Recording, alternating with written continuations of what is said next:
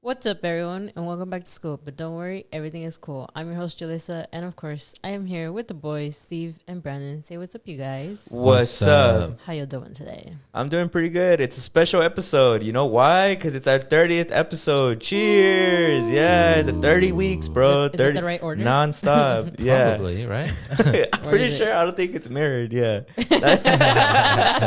I'm pretty sure that's right. Yeah. We have an exciting show for you guys. We're going to lean back. We have, of course, as always, some educational stuff coming from me, some relationship stuff coming from everyone, and then And you can never guess what's coming from me. yeah, you won't see it coming. It might scare you. Yeah. Coming? Yeah. Come on. Don't watch this. What the fuck? I didn't expect that one from her. I know. I guess. But quick side note, shout out to Daniel Villanueva. Thank you for joining our Patreon. You get a hand on the wall, and it's going to go right here. Right on the wall. So You're a special little friend. if you want a hand on the wall, go ahead and subscribe to our Patreon. Link's always in our bio. But if you want to see us supported, not living in cardboard boxes, go ahead. You see the link in helps the our bio. content. Yeah. So Yeah. And then I personally I sent a telepathic smooch to every person. that's A true. forehead Yeah. I see it happen. A forehead kiss. One on the cheek too. I You see know, it that's how happen. That's special it true. is. And those I save only for special people too. So why don't we go ahead and get right into it? Wait, who was going first? I am. Okay.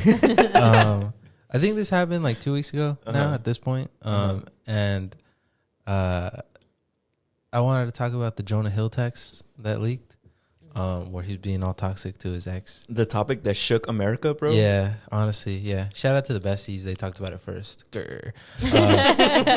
They beat me to it. So go check out them. But yeah, that's, I guess.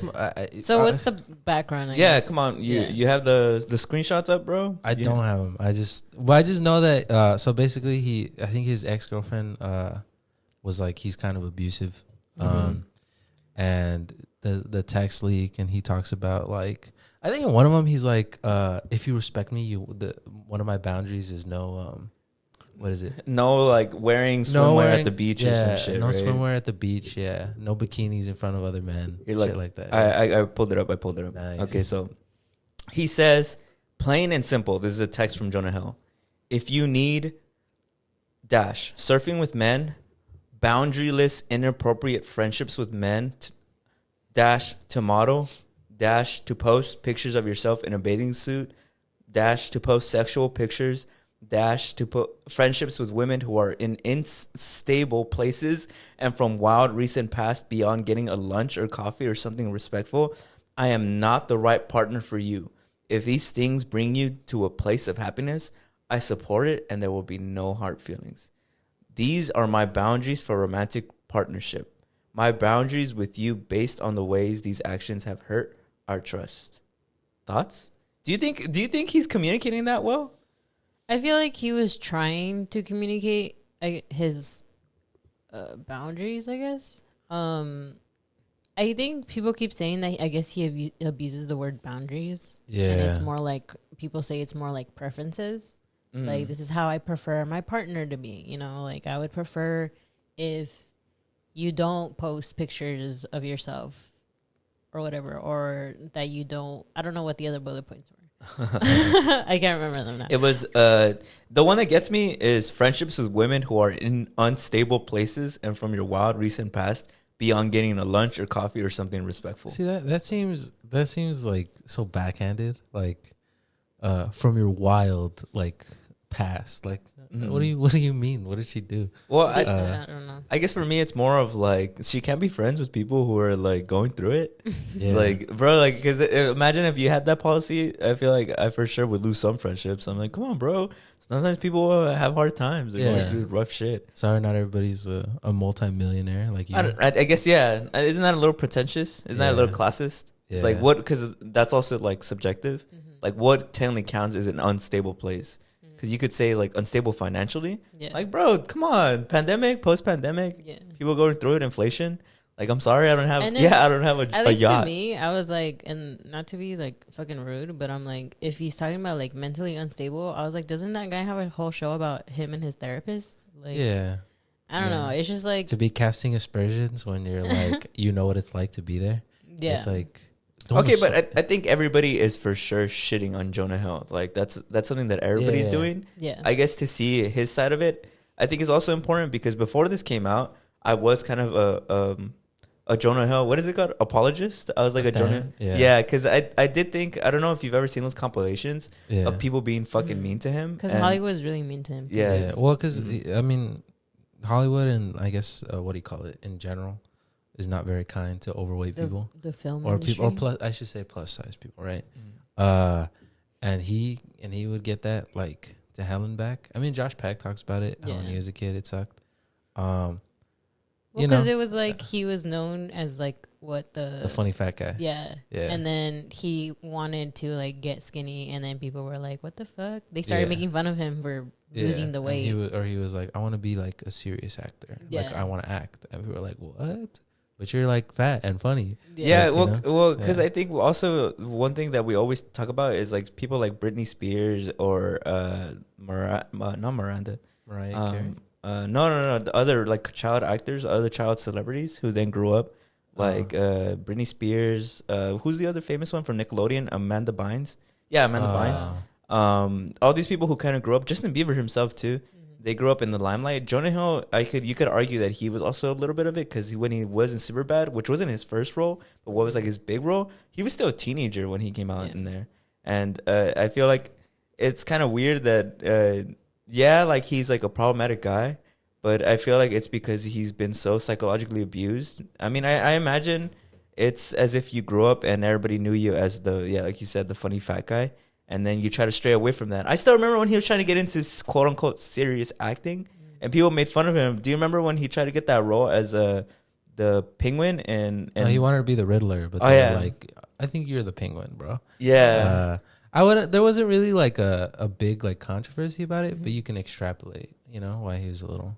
Yeah. Well, because just for context for everybody in the audience listening, if you want, look up like compilation of just people being fucked up to Jonah Hill. There's literally like minutes upon minutes of just people going in on Jonah Hill, saying fat jokes, saying like, it sucks that we had to have you on. I wish we could have had your friends like Brad Pitt or Leonardo DiCaprio. And like it's so easy that when you look at like people who are celebrities and actors, like you look at them through their financial aspect of like, but they have a lot of money and they're admired by millions of people. But I think at the end of the day, people are still humans. Yeah. So I think all those fat jokes, all those like insecurity jokes probably get to him, and he's definitely like fucked up. I don't know if it like all of a sudden makes everything okay what he's doing in his relationships. In fact, I don't think it does, but I feel like that's an important aspect to also unravel about his past, is that he does suffer a lot with like depression and like insecurity, which I get. And I mean, I guess the other part of it, because, I mean, it happened around the same time when we were talking about the whole thing with Keke Palmer, right? Yeah. And how the guy put him on blast on social media. And then people are saying that the thing that's different with the Jonah Hill thing is that they privately spoke about it. Like, it was through text messages, and then she basically, like, leaked them, and she basically exposed Jonah Hill. Well, because I don't think her problem, I mean, I guess it's an aspect of it. But her problem was that I think she said he was like abusive, right? Emotionally abusive.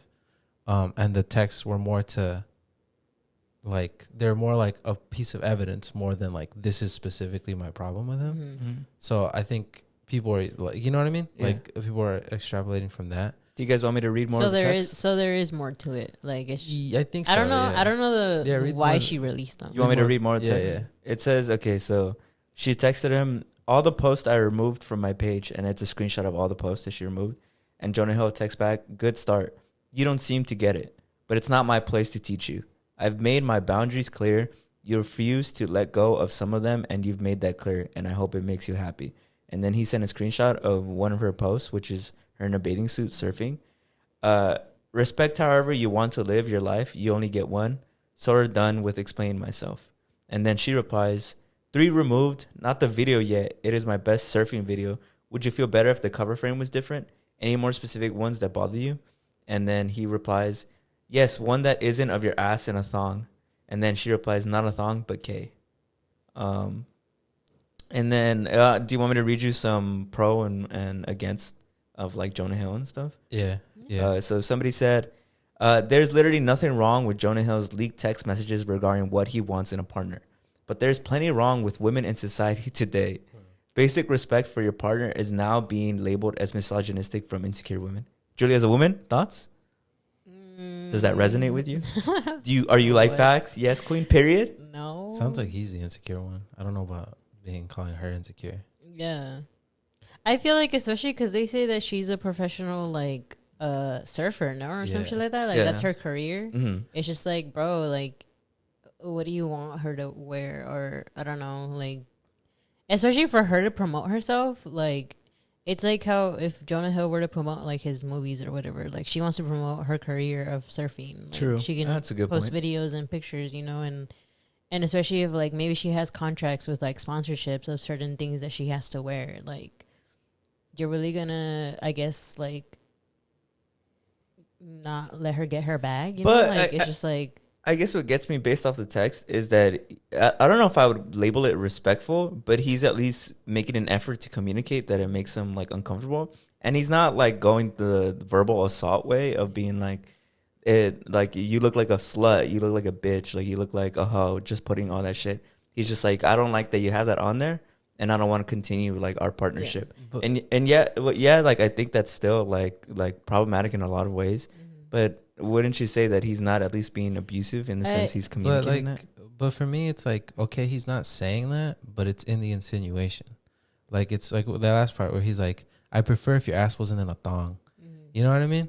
It's like, I feel like there's obviously an insinuation there. Yeah. Or when he's like, I don't want you like that in front of other guys. Well, tell me the reason why. And even if he doesn't say it, I can insinuate what the reason is. Is because he feels like she's flaunting herself and other guys are seeing her body and stuff like that. And to me, it's like, it's in the insinuation of like, she's a professional surfer, right? That's her job to be that. Like, that's her, in essence, her uniform, you know? Yeah. But the way he's talking about it, it's like, that's not your job. You're just showing off. Like, you're just doing that for attention, for guys' attention. And I feel like that's so insulting. Like, you know, like, I'm not, like, I mean, she's probably not thinking that. Like, you think I'm just out here doing this for guys' attention? Like, how disrespectful. Like, maybe I have a passion for this. Yeah. Maybe this is just what I want to do. You know what I mean? And I feel like I get what people are trying to say, where it's like, oh, but he's just like, you know what I mean? Obviously, she likes him if she's dating him. And like, to be like, but it's my boundary. Like, you're not respecting me. Like, you're hurting me by doing that. I feel like he doesn't have to say, like, you're a hoe, you're a slut, you're all this shit. For it to be kind of, like, troubling or controlling. I feel like, you get what I'm saying? Yeah. I feel like it's also... I understand him communicating his feelings, and I guess he calls them his boundaries, right? I understand that, and I respect that. Yeah, he's communicating and telling her, like, these are my issues, and if you don't like them, then we don't have to be together, right? And like, she does them, right? She deletes her pictures or whatever, but it's like he wants her to delete everything entirely. Like, it's like, I think in a relationship there should be at least a compromise. Like, okay, I get it. I get that your issues are, you don't want me to post these pictures. I won't post them. I'll delete the ones that I have. And then, but like, at least let me have some, just because this is my profession. Like, at least for them, I feel like there should be like a compromise, you know? Like, I get that he's communicating, but she's also making her own effort, right? In the text messages, she says, like, I deleted them. Like, there, are you happy? And he's still like, no, like, I want you to delete like everything else. I guess it's also like, fuck, I'm kind of losing my train of thought.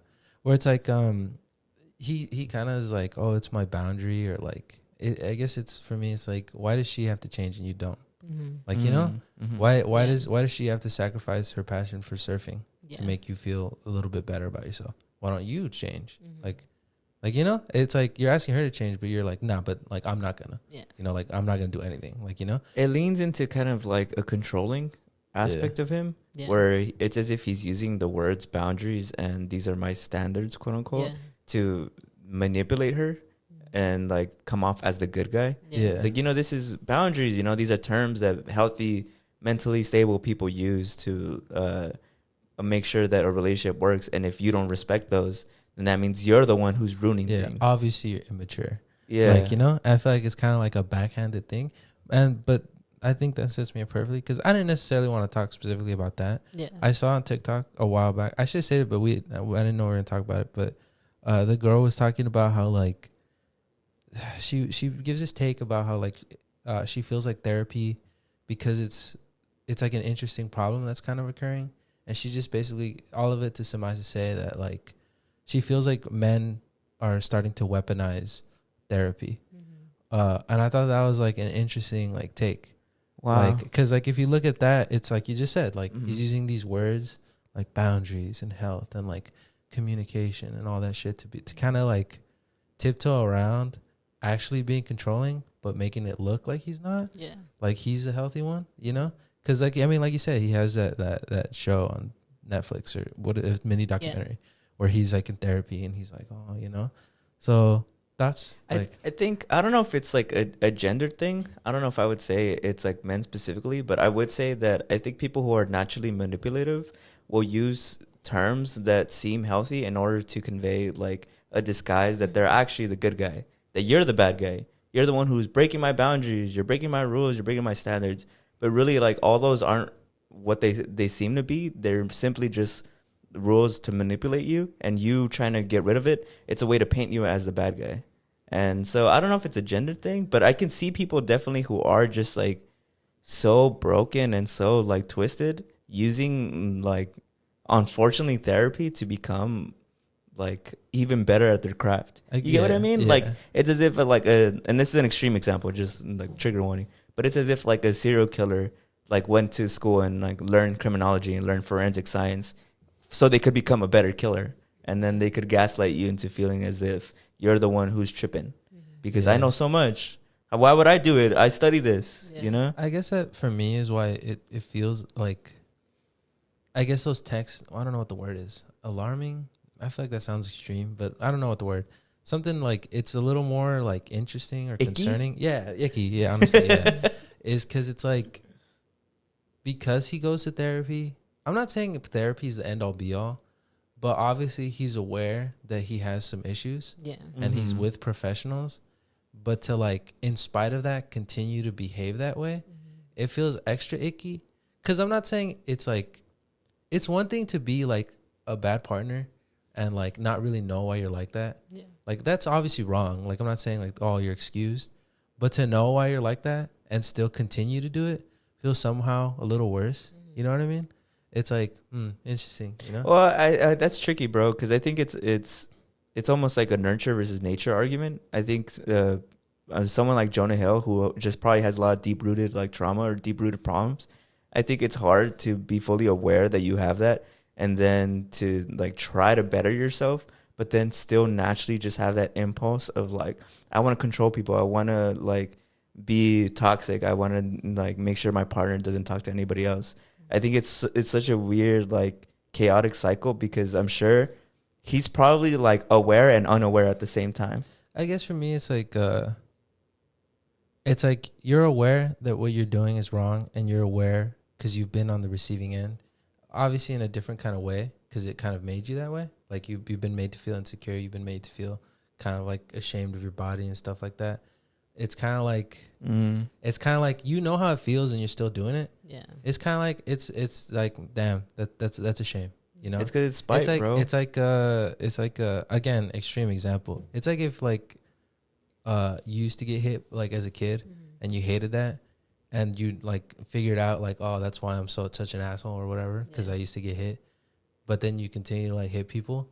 It's kind of like that, bro. Like, you know how it feels, and you took the time to kind of unpack it a little That's bit. hard, bro. That's I feel hard. like it's probably. I'm not saying like because he knows like he should be able to stop it. Yeah. Like I'm not saying like just because you know immediately you're better. I just think there's an extra layer of it there that makes it more icky. I feel it's like it's a shame. Yeah. I feel like it just is that he's so in his own trauma.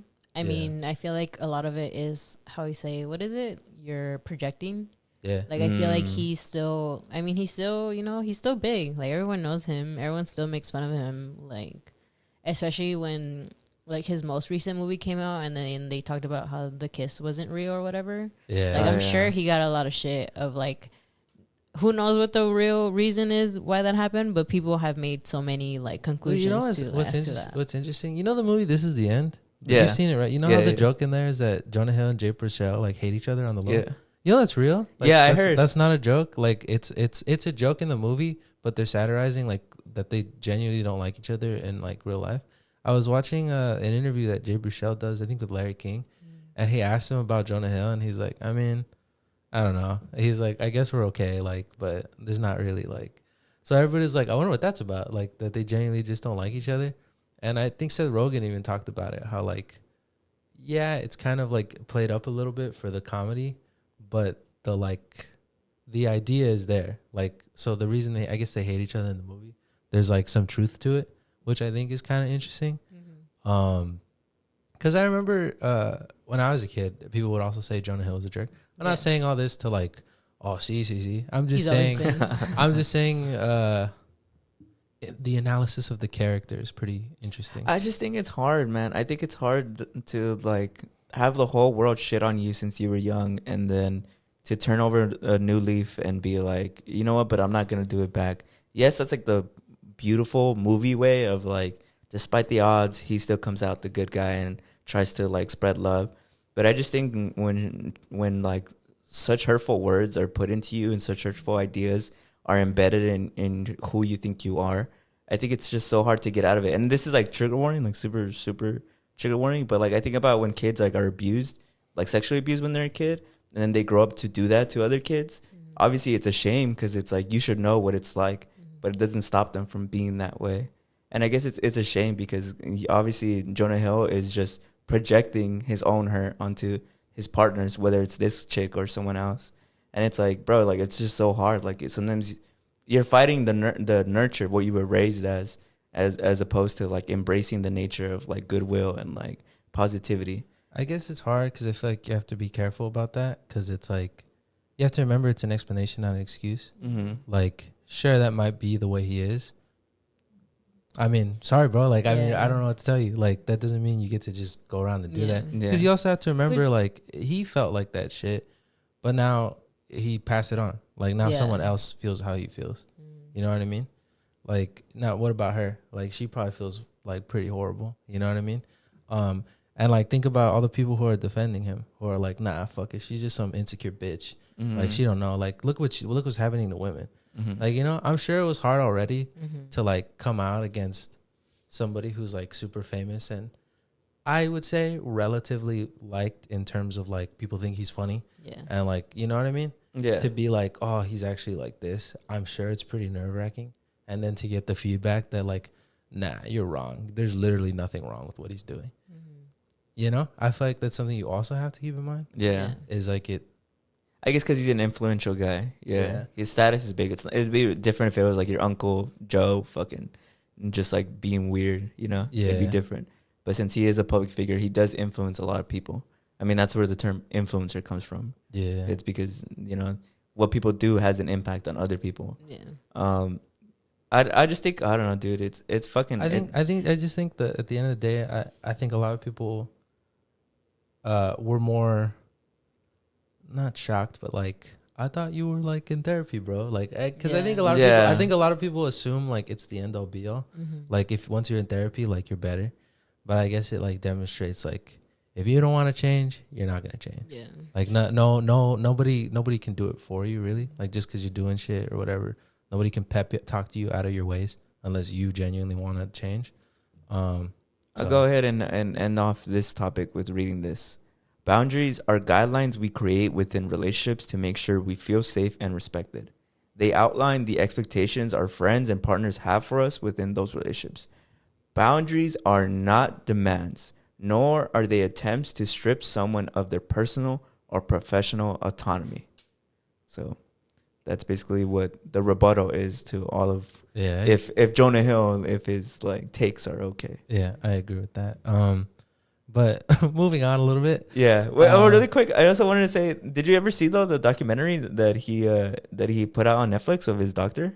Oh, I know I saw the clip where the doctor says something interesting. Yeah, you know it's crazy. I pointed that out to you. Do you remember when it first Yeah, came out? Before yeah, all you this did. shit came out, and I thought it was weird. And I'm always like, bro, always ahead of the curve, bro. 'Cause I gotta Jonah- start posting everything. Because Jonah Hill says something like, "Why do you think I'm making this?" And then his psychiatrist, I mean his therapist, is like, Well, I think I think it's just maybe he's like, I don't know, maybe it's your way of like getting control over me, and it's kind of like this weird little awkward moment.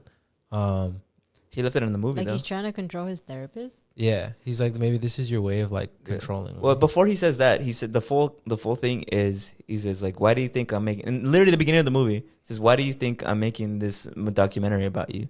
And then his therapist is like, well, I think I've said a lot of things that really resonate with you. This isn't a word for word. It's like synopsis that resonate with you and have had an impact on you. And I think you want to share those feelings that you've had in our sessions with the world. And then another part of me thinks that this is just you wanting to gain control over me. And I took it at the time when it first came out, before this came out, I took it as like therapy is such like an unraveling of like everything that you are. Like it's you start to realize like why you act the way you act, and why even like some subconscious things that were always in the back of your head now get put to the forefront. And I think the therapist is smart enough to understand that Jonah Hill probably has a control problem. Yeah. He has something about Jonah Hill. Clearly, he has something to do with control. Either like he felt like he was controlled a lot over the years, maybe because he was put in that like stereotype of being the fat guy, or whatever. So now he feels like he's never had control, and now he wants to control everything.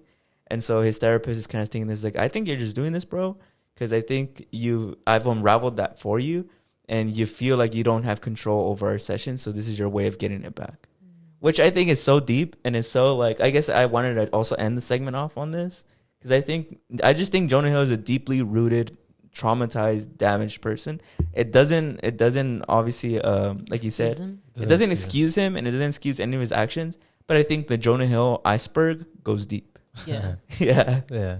But pressing forward, I guess a less serious topic. You guys might disagree. I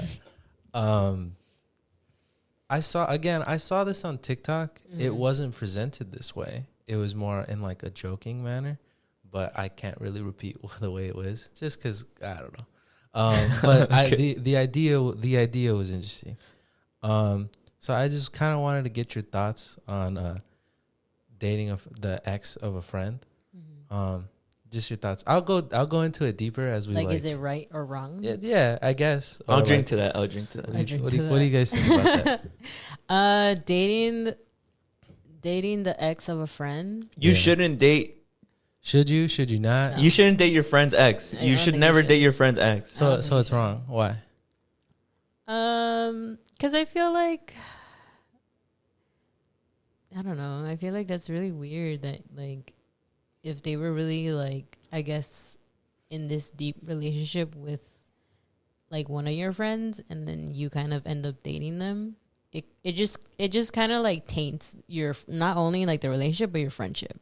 Because it's like, bro, like, I don't know, she was dating him first, and then now you're dating him. Like, that's kind of weird. Like, I think there's layers of trust. did you start liking, like, I guess the other friend will be like, did you start liking him when I was with him? Like, did you secretly like him? Like, were you getting at him when I was with him? Like, it's just like, I guess a lot more of just trust questions of like, Yeah. when did this happen? Or like that sort of thing. And I don't know, I feel like bringing him around, especially depending, I don't know, maybe they did end good, maybe they ended badly, but I still think it's just weird to still bring him around when it's like they don't want a relationship or anything with each other. What if it's been like a long time though? What if it's like Been a while. What if it's like an ex from like I'm not saying in this scenario, or like I guess even in the question, is there any time when it is acceptable? Like let's say you guys dated like 5-10 years ago. Is that okay? I only think it's acceptable if, in terms of time, is if the relationship that you guys had wasn't all that intimate and wasn't very long. I think then it's acceptable. But if it was like you and somebody had a relationship for a couple years and then you guys split, and even if it's been like 10 years and then they start a relationship and you guys are still close friends, I still think that's pretty wrong. How come? I think because there's layers of I think there's layers of trust that get sliced through, and then I think there's also an extra layer of respect. I think that it's disrespectful to date your friend's ex, and the reason why I feel that way is because there's always been these like ideas, and yeah, they're not exactly mature. Like, you know, the guy code, you never date your homie's ex. But I think if you look into it deeper, you dive deeper, there's like this level of like respect that you have to have for your friends, because you know there was so much emotional anguish and emotional attachment to whoever they were dating. And if you were truly their friend, then you probably heard their side of like all emotions. Maybe you heard their heartbreak when they broke up, or maybe you heard their heartaches whenever they would fight, or maybe you felt the emotion. And you sat there the whole time and you didn't ever feel like that it was weird, and then you fell for the same person. Yeah.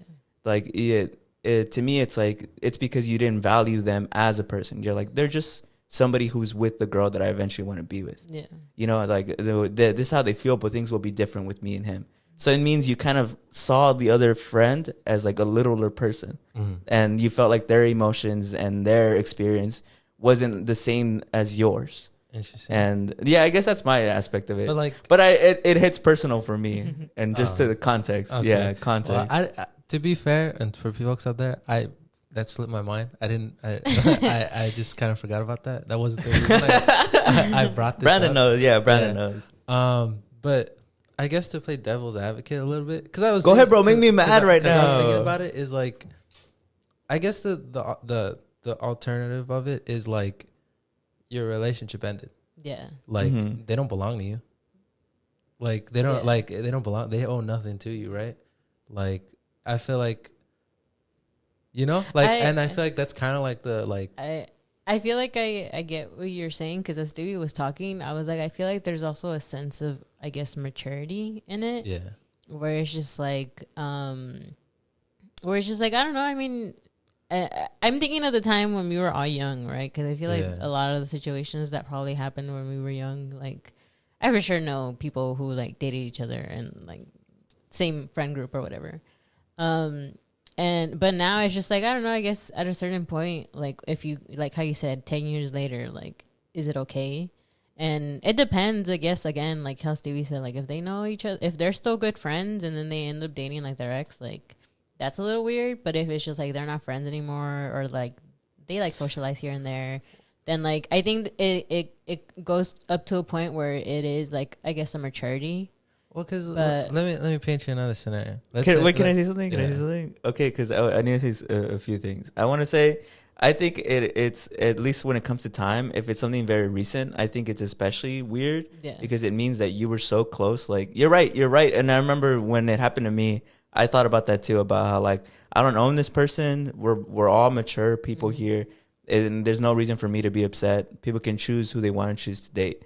There's no reason for me to be upset. But as I got older, I started realizing that to me it was a respect thing, because I felt like you sit there and you listen to what your friend talks about, if they're whoever they're dating at the moment, and you listen to like the struggles and like the highs and the lows, and you don't think that's a little bit creepy that there's like millions of people in the world that you can date, and yet you choose to date somebody who you already know and you have so much intimate information about because it was given to you by your friend, and then to pursue the ex. Don't you think that's a little bit creepy and manipulative, because you already know so many things that she didn't share with you, but your friend shared with you? I just think the biggest thing is when you're there for their heartbreak. Like, you see them go through the pain of that heartbreak, and then, I don't know, whether it's a couple months or a year later, you get with the person that you saw your friend, like, because there's a whole, and I don't know, I've seen my friends when they've gotten, I guess, broken up with, and like, to see their pain, like, to see the agony that they go through their heartbreak, and to see them how they are the rest of those days, and then to then be that friend to date the ex that did that to them, is like weird. Like, I think that's really fucked up.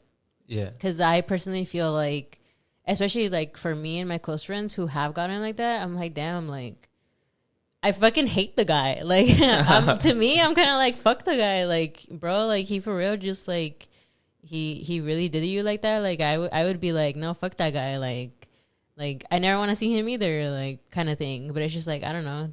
to a different degree of like somebody dating that ex that you saw your friend like get hurt by, it's just weird. Well, I mean, again, when I play devil's advocate, it's not because I disagree. It's okay. Like, I know. I know. I'm not trying to attack you. I'm just trying to pull out stuff. Yeah. No. I don't think you're attacking me either. But to paint a scenario again, not all relationships end in like chaos. Sometimes it just doesn't work out. In fact, I would argue a lot of relationships end because it just doesn't work out. It might not be pretty, but it doesn't mean like they burn all their clothes. Yeah, and they burn all their clothes. That's like trash their car. That's more of a movie thing and an extreme thing. And I feel like if it ends like that, it generally means the relationship was kind of probably bad to begin with. True. You know? But if generally speaking, I'd argue a lot. If it's a healthy relationship, it'll probably end in a generally healthy way. I'd hope at least. Yeah. What about that scenario? Because like, yeah, it hurts, but it's like maybe they didn't do anything wrong. Yeah. Like it's not wrong to break up with somebody if like I just want like maybe this person wants something else and you don't want something else. Maybe they're going to school and I can't do long distance. You know, shit like that. Yeah. And then what if like after those years, it's been like 3-4 years. People can change a lot in 3-4 years.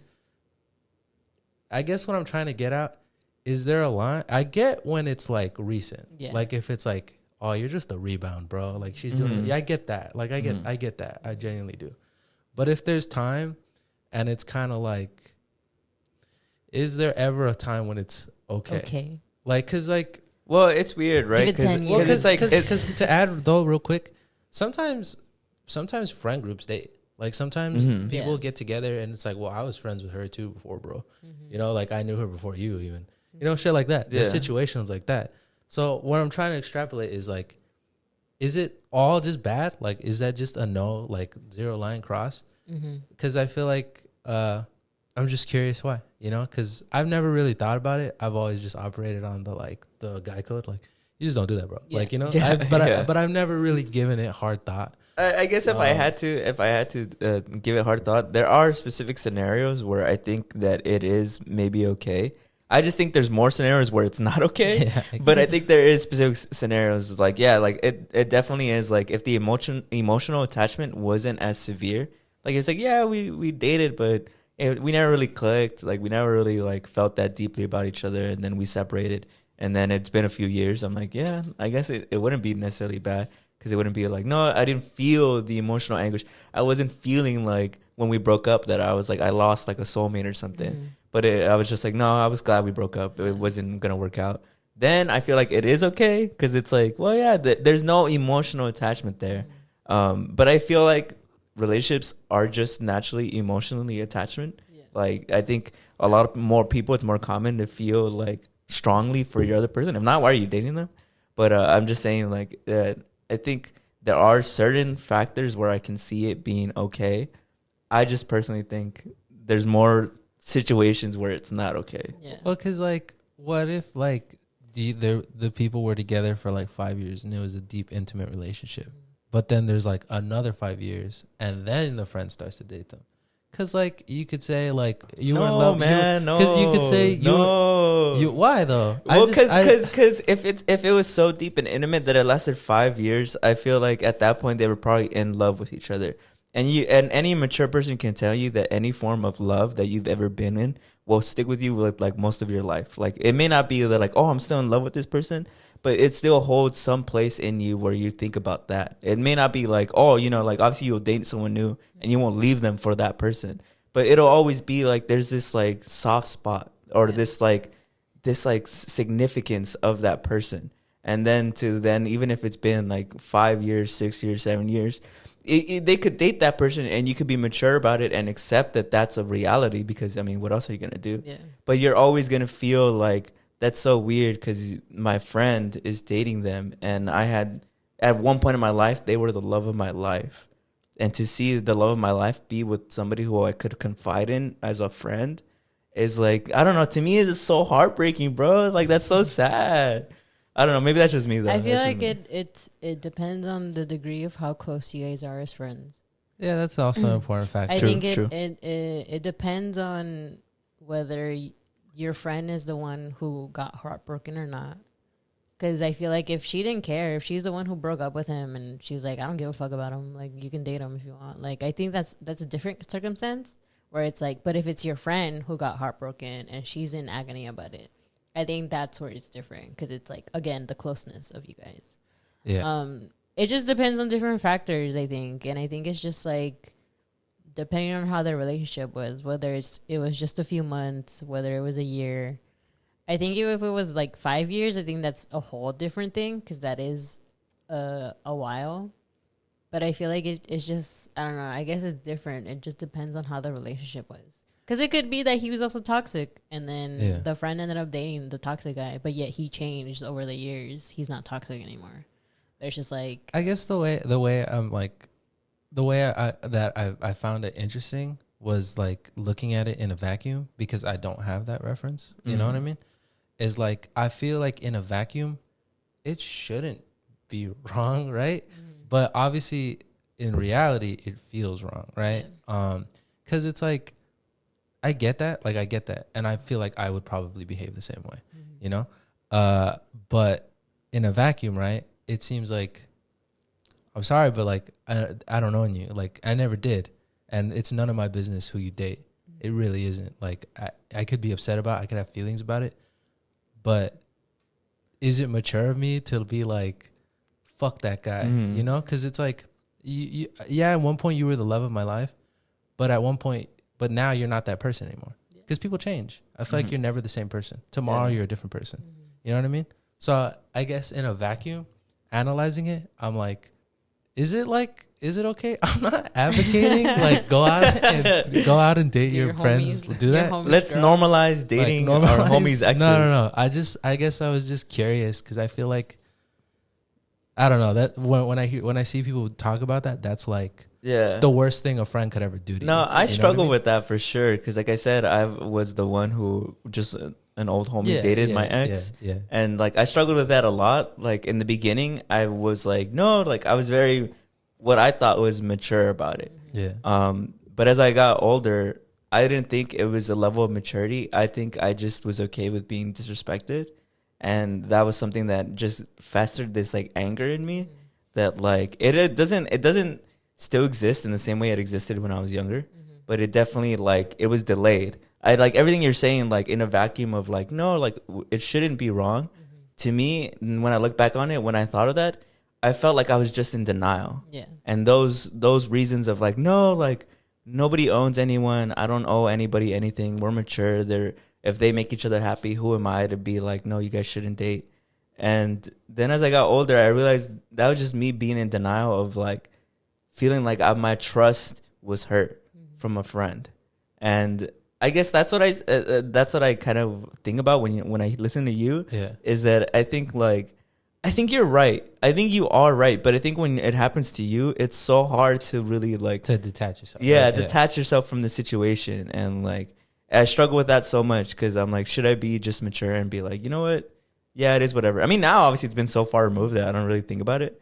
But like, at least whenever I do, I'm like, was that the mature route? Should I have been angry, or should I have just stayed in the first phase of like, no, like it's okay. Like we're all people here. It doesn't need to happen.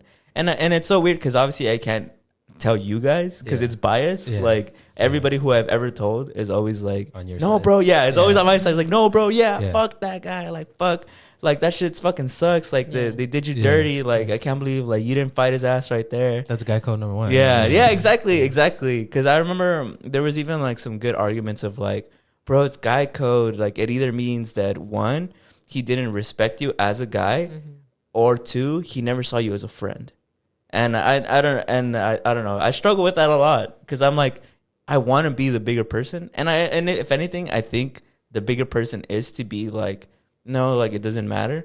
I just think it's so hard. It's just so hard, because the emotion is just there.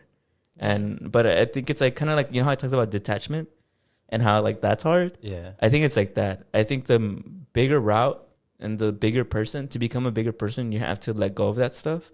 It's just that like it's really hard when you're in there. Yeah. You know? I definitely think context matters. Yeah. Like I agree. I 100% agree. If it's like really recent, then yeah, like I can see how that's like, not even can see, I feel like that's wrong. Cause like I agree. It's like, it was that recent. Like you don't have any, like Like, you know, like, because Yeah. I feel like nobody gets over anybody that fast. And if you do, you were never really in love to begin with, you know? That's my opinion. It's also like, if it's fast, it's kind of like, damn, like, did you just like her the whole time? Yeah. Because, like, nobody develops a real crush in like I feel a like week. sometimes it's you know? also kind of like revenge, or what is it? Yeah. Like, I think, I don't know whose it is. I don't know if it's I think it's usually whoever the person who like, not the friend, but the other person. Because it's like, the ex. oh, I'm gonna do this because you hurt me or whatever. I don't know. But so like, It could go either way. yeah. I mean, I So guess, in that instance, yeah, I agree. Mm-hmm. But again, analyzing it in a vacuum and like all the things that I generally have opinions on, like using those, there's like a part of me that's like, but like technically, right? It should, like, you know, like after a given time, or if this scenario happens, or if this scenario, technically it's okay, right? Yeah. But again, I think it is. I think at a certain point it is.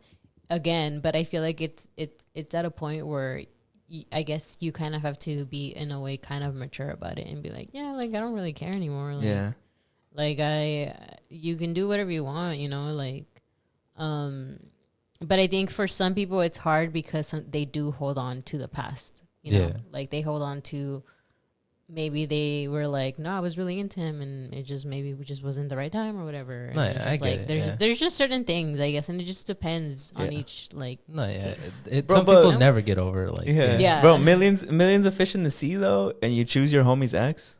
I guess Maybe it was fate or destiny or whatever you want to call it. because like I get that 100%. I 100% get that. But I'm like, in scenarios when it's like, but I was friends with her, like, also, bro, like. Or like we went to the same high school, bro. Like we like, you know, like, what do you mean we work together? Like, you know, shit like that, where it's like, what do you want me to do? Like, you know, or like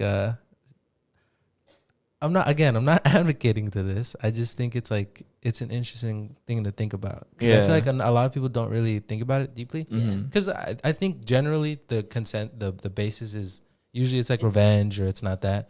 But like I rarely hear about it like a healthy way. In a healthy way. And even if I do, like when it's portrayed in movies, it's like the main character's like, whatever, fuck you, dude. You know? It's like, you know, it always shows like that, I guess the friend relationship doesn't go back to the way it was or something. Yeah. Or like, it seems to fuck up people's friendships. Yeah. So that's like, why would you ever do it? I don't know. I mean, I remember it's reminding me of a TikTok. And I think it was like either the best man was giving a speech, and he's like, I remember when they met, she was dating me first. Oh no. and then everyone was kind of like laughing about it in the moment. But it was just like, I don't know, that's, at least in the situation at the time, I was kind of like, that's weird though, to hear that like he was dating your homie, and then now you're basically like, he's marrying your homie. Like, they're getting married, you're at the fucking reception now, and you're the best man giving the speech to your ex girl and your friend before they met. No, I was like he was saying shit like before they met, I was blowing her back out. Like, isn't that crazy? Well, like at the wedding, bro. I definitely think like people think that. No, definitely, yeah. No, people definitely think that, and I'll just say the TikTok was that. Like, it was something like that. Like, it was like, would you marry a girl that like your homie was giving the works? Yeah. And I was like, that's wrong, right? Like, that's, I mean, not even wrong. Like, that's, I don't mean like the girl's wrong, but it's like, you know what I mean? It's like kind of an objectification. I get what you mean. You know what I mean? Get what you mean, yeah. So I feel like when you apply it like that, it's like, is it kind of like you're saying like, it's because you're dating my old girlfriend. Yeah. Like, yeah, you're dating my leftovers or whatever. Yeah, you know? Yeah. And it's like, I think it's also different because, how I said, I think some people hold on to certain things. Like, also, if it was, I don't know, their first time they got intimate, or they were just really, really intimate with each other. Some people, I guess, hold on to those moments a lot. And I think that's why there's a certain degree that it's just like, to some people, it'll be fine. Like, I don't care. They were like, me having sex with him didn't really matter. Like, it was just pleasure. You know, that's all it was. It wasn't really much. Like, it wasn't anything. Yeah. Like, meaningful, I guess. Yeah. You could say. And then another person, it could be. And they're like, that's weird. Like, I used to sleep with him, and now you're gonna be with him? Like, that's weird. Like, I guess it just depends on the person, you know? It depends on the type of friendship you have. Yeah, for sure. It's just like, it depends on just a lot of things. And like, I don't think it's like, Just don't do it, bro. Just don't. I don't do think it. it's. I think in certain parts, it's also like we kind of made the rules. You know, like we kind of made those like constructs I of get like you. how Yeah. relationships True. should be. True. Yeah. So it's like who knows what is right or wrong. You know, Yeah. like who knows like what should be and shouldn't be accepted because we kind of made those. You know, we made those rules. Yeah. You know,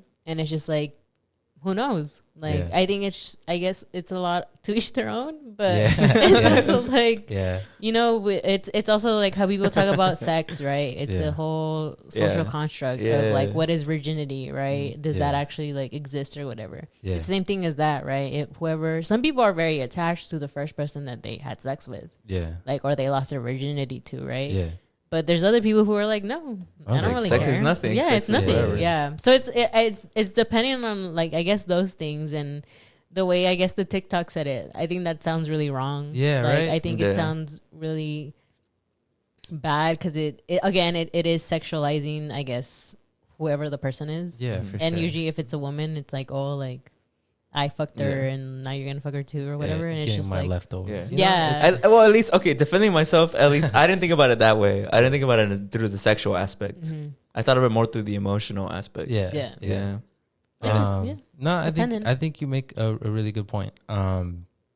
Just to cover my tracks one last time, I don't agree. I'm not promoting. Go out there and get Shut with your up, brother. Just go ahead, confess, bro. Who- You dated one of my Who is she? exes. Who is she, Brennan? never. You Who is dated she? one of my exes. I knew it. I would never do that to Imagine I just throw my beer. See, I did that, but they weren't like my close friends, and like we Her all went- coming. we Are all you went- coming out right now? We all went to the, like a small ass school. you. Yeah, we did go to a small school. You see, no, that's why she's defending it because she did it. But No, Julie, don't try to defend but yourself after when I found out, at least from because it was two, right? yeah. It was a guy that I was dating, and his ex girlfriend was like a girl. We were like friends, and like we were in the same classes, but like we weren't close. And then there was another girl that he dated like our freshman year. I didn't know about that, and I think they only lasted like a week or two together, Oh, okay. or something like that. Well, yeah. I Yeah, then think, that's valid then. I don't remember, but I know it wasn't a while, I think, and she broke up with him, and I didn't know about that one because I was already with him, and I didn't find out until like a couple months like later that they had been together, and my ass was like, I didn't know this. Why didn't anyone tell me? I legit told my friends. I was like, why didn't you guys tell me this? That she had, and that girl, I was a little closer to her. Yeah. So I was like, why didn't you guys tell me this? You guys knew that I started to like him. Why didn't you guys tell me that she had dated him before? And then they were like, oh, it's because we saw that you liked him. I was like, but I would have liked to have known. Because then after that, I felt a little weirded out. Yeah. That I was kind of like, oh, she dated him. Even though like they were only together for like 2 weeks or some shit. As you should. But to me, I was already weirded out. I was like, I don't like this. Like, I don't like the fact that he liked one of my friends. Because then to me, in my head, I was like, does he still like her? Because like she was the one who broke up with him. Yeah. So then I Toxic, was kind of definitely, like, so definitely. then in my head, I was kind of like, I think he maybe still has feelings for her because he was the one who got heartbroken, right? Yeah. So I was kind of like, this is a little weird. And basically after that, like, we didn't even last that long. So it was just like, I was weirded out. I didn't like it. I didn't like being in that situation. I was just like, it felt weird. It generally felt like I was betraying them. So I like was just like, yeah, I'm not going to do this anymore. Yeah. I will say it's interesting because I think these scenarios of like dating your friend's ex, I feel like they happen when you're a lot younger. So what does that say? Is it like dating your friend's I ex guess is your immature? circle. Interesting. Immature. Interesting. Because most people do it when they're younger. Maybe. So, I mean, for maybe, us, I don't know. maybe. We were stuck in a small ass school. Yeah. I don't know. There's people who exist in small towns, you know? Like, True. Like, oh, she's my neighbor. I guess, yeah. I guess, She's yeah. my neighbor. You can't I don't be know. mad at that. I've heard people in small neighborhoods. It's because there's a lot more girls than guys, so they usually are dating the same guy. Interesting. Mm-hmm. Interesting. And do they They feel usually good about that? usually they're fighting for the same guy. Yeah, you see? I guess it's interesting because, again, it didn't enter my mind that you guys had genuine takes on this. I thought it was just more. We're gonna like fuck I around. didn't I think. I didn't think. I was gonna would bring have- up decolonization or some shit. I think there's probably scenarios you know, where like, yeah, it technically it should be okay. Yeah. Like, it probably is, right? But I just don't think it's one of those things people can handle. Yeah. Like, I just don't think it's ever like somebody's always seems like, it just seems super messy. Like, it seems like there's always somebody who's like, it's just one of those things, you know? And I think usually if you don't have an issue with it, somebody else is going to have an issue with it. Yeah. Like somebody's going to, one of your other friends is going to constantly remind you. You don't like, give a fuck that he's dating your ex, bro? Yeah. Kick his ass. I Like, know, I'd right? kick his ass. Yeah. Bring it I up feel every like- time you hang out. I You feel a like there fucking cuck, bro? There would be. You know? I Shit feel like yeah. that, yeah. I feel So like just don't do it. Shout out to everyone. Just don't do it, bro. do it. If Don't you're do thinking it. about it, if you're seeing this, it's a sign. If you're thinking about it and if we just do it. coincidentally happen to be talking about it, it's a sign. We pulled think up so? on your page. Don't do it. I don't know. My final take, I say don't do it. Brandon? My final take is It should be normalized. no, I don't. I feel like I'm not promoting it. I don't think. I don't know. I just never have thought about it deeply. Honestly, I always operated under the Geico thing, and I just thought this was like a fun analysis. But it got a little deeper than I thought it would get. Not mad about that, but you know, it is what it is. So my final take is just like, I'm gonna stay out of that. I feel like, yeah. Do whatever you want as long as you don't hurt anyone. Yeah, I agree. Yeah, You know what? I can resonate with Okay. that. You know what, Judah? You spit. Yeah. Sure. I'll just say that. I'll go You with know you. Yeah, I vote for you. I'll adopt that one. You should run for president, bro. Well, I will. that's all I had. Just kidding. Yeah. So Julie, what did you bring this week? So since we're still on the topic on relationships, so I saw this Twitter or tweet. So it was basically saying like this girl who was gonna go on a date with this guy, and the guy was basically just telling her like, "Oh, I can pick you up." Like, I guess it was their first like date or whatever, and he was like, "Oh, I can pick you up," or like, or we can meet there, whatever makes you comfortable. And then he was like, he was just saying like he was gonna take her like on an ice cream date or whatever, and because it's like hot outside. And then the girl was like, she's like, "Sorry if this may come off as rude, but I don't do ice cream dates. I'm a 26-year-old woman, and a date like that seems like the absolute bare minimum for me. Meeting up would be a waste of both of our times since we probably don't have the same vibe. Best wishes." And then the guy was just like, "Cool." And then he like sent like the sunglasses emoji. That's Steve's dream girl. He doesn't like ice cream, so Yeah, context. I don't like ice cream, but drop the dead. I wouldn't say that. That's me. drop the at. And then you know Twitter, it's just funny. Twitter's I was just just mad. like, and then they were like, "I feel so bad for men. These bitches act so corny and entitled the whole time. They don't get shit. Not even a dinner from nobody. Ain't shit wrong with the ice cream date." And then somebody else quoted that and was like, "Hey men who want to take women on cheap dates, here's a thread of women who are your type. Now leave the rest of us alone." What the fuck? So I just wanted to get y'all's opinion on that. Like, is it like y'all need to start taking girls on expensive dates or something? I don't know. You go first, Brandon, and then I'll go second. All right. For one, I don't think it's a gender thing. I think she just sounds mean. Mean? Like that's just mean. Because it's like, all right. Well, then what's like an appropriate date? Like, nah, I don't want to go to like the fair. That's for like kids.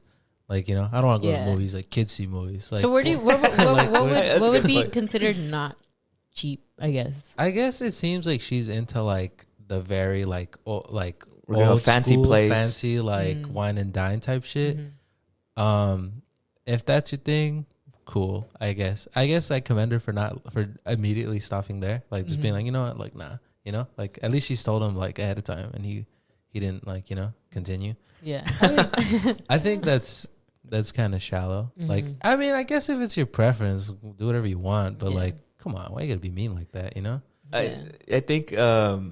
think it's like they say, it's the journey, not the destination. I don't think the fact that it's ice cream should be what bothers you. Yeah. I think if the company is good enough, then the date becomes good.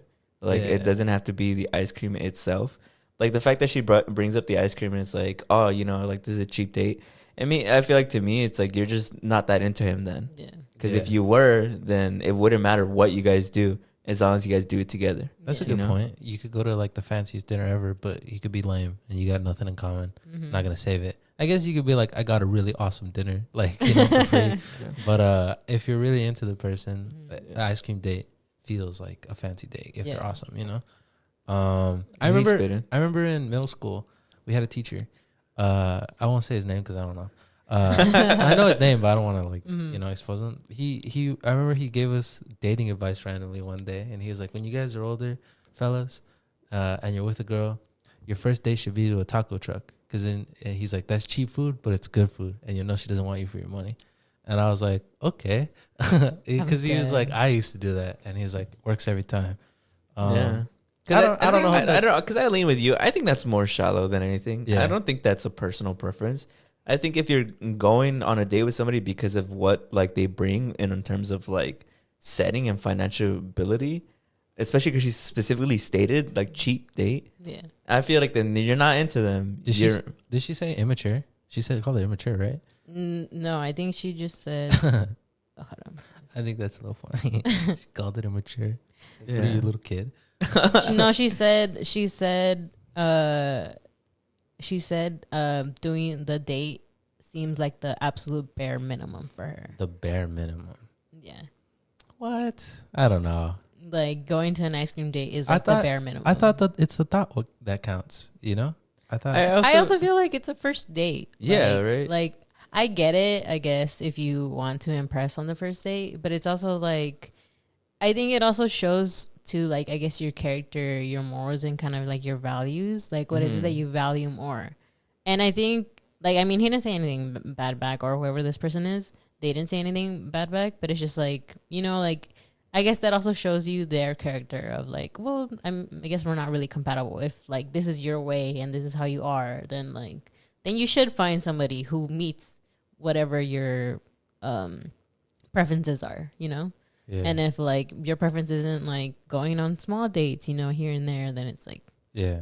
then we're not gonna work out. Then it's Yeah. fine. Like we don't have to work out. Like I'm not gonna force you. People find a You know? problem with everything. I feel like that seems like the most harmless, like safe, like an ice cream date. Who doesn't Yeah. like ice cream? And then you On get sick. hot weather, like I mean, right I now? don't I like know ice you cream. don't like ice cream, Yeah. but it's like one of those things when people are like, "Who doesn't like pizza?" You know? Like, Yeah. it's like one of those things. Yeah, like if a girl asked me out to go to like ice cream, I'd be like, well, I'll go. I hate ice cream, but I'm not gonna be like, you broke bitch. Yeah. You know what I mean? Yeah. I'm gonna be like, damn, you're struggling or what? Yeah. Right. I don't know. I thought isn't an ice cream date like I thought it was old school, cute. like That's the cute. 50s? Yeah, that's Go to cute. the I don't diner know. and get us some milkshakes. You know, it's Yeah. like that. I Well, thought it Sip was, on a That's why it's shallow, straw, bro. Like, yeah, the Totally shallow. straw. candy cane straw together. Yeah. you know? Yeah. I thought it It's was- totally shallow, man, and should be the person. If you really fuck with them, it doesn't matter. Go to the date. If it goes bad, then there you go. You guys didn't click, but you never know until you go. do you think it's wrong if you go on a date and you pay with gift cards? no. No. No, Why would it be? Well, I mean, as a woman, do you think it's wrong? I don't know. I'm asking you guys. Do As I a think it's man, wrong. I don't think so. I'd be hustling. I'd be grinding. Sometimes, what? Discount? What if she's like, means I'm good with money. I'd probably just like slide it like this. oh, you'd hide it? Put You'd it hide it? on my card. You know? Can I get that back? I'd be like, Yeah. How much is left? Yeah. I'd be like, damn, Keep running he's on for receipt. real taking advantage, bro. He's thinking. He's financially like Yeah, like he's a saver. knowledgeable. Yeah. He's like, he's good with he's like, money. yeah. Come on. Yeah. I mean, I don't know. What? Okay, what would be a date? What would be the problem? But like, what's the problem in that? Because I've seen people talk about that, right? Where it's Like, it's dude really paid with a gift card. I feel like, I guess it's it wasn't his money. I guess I don't know. Like Oh, you know what? Being devil's advocate. Come on, because we were devil's advocate for Jonah Hill and for the thing. All right, giving her some leeway. What would be then a I date guess that you can't accept is like the actual bare minimum, or is there no date? I've seen the bare people say minimum. movies are bad. That because you can't talk. Yeah, Mm. I could see that. I think movies are a bad date, but I don't know if I would say it's on par with how she's like, you might as well have spit in my face. I guess the perspective on movies in defense of a movie date is I always pictured it was like it's not just the movie. Like you go see the movie and it's something to like talk about too, in case you don't have anything to talk about. Yeah. Or it's like, oh, like how did you like the movie? And it kicks off from there. But I guess when people present it, it's like they go to the movie and then just dip. Because I don't do that with my friends. Like when we go to watch a movie, we hang out for a bit before the movie. We talk about it. We dick around. We do whatever. Smoke. Then we watch the movie. Then we go eat, dick around, and then we talk about it some more, you know? I feel like... we like discuss, we analyze the movie, but that's the neither, themes. But that's neither here nor there. So what would you say is like an unacceptable date? An unacceptable date? I don't know. I mean, I guess barring First dates, I guess barring being an asshole, right? Like obviously you You probably want to go to should. the bar? And be like, Bar. yeah, and it's not like a nice bar. It's like the local bar. Or like in Taxi Driver when he takes her to a porno. Oh yeah, that's the 70s. That's the Bruh. 70s. Oh, yeah. A strip club? A strip club? Oh my You want god. to go to the strip club with me? I just love being at the strip club. I think if we're thinking on, I guess, first dates, maybe.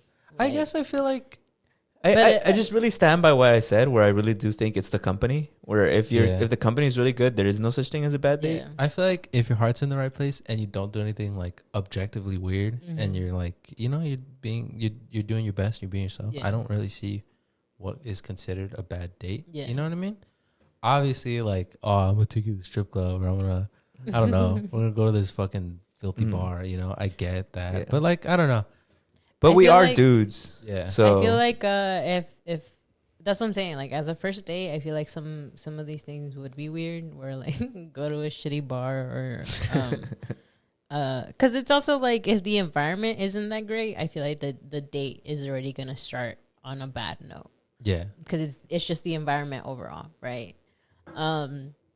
But I feel like when you're already with someone or you've been on multiple dates and like you kind of already, I guess, know each other a little bit, and he's like, "Let's go to like a fucking strip club." I'd be like, "That's new, but I'm down. I'm down to explore and Go to a strip club. and try it out." I know all the girls.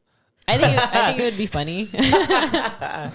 But I don't know. I feel like I don't see anything being a bad date as much. But I feel like it is because like I think I would just overall enjoy just the company and just us Yeah. actually hanging out together. The gift Like, card thing's that's funny though. cool. The gift That's card. cool. The gift card thing's funny though.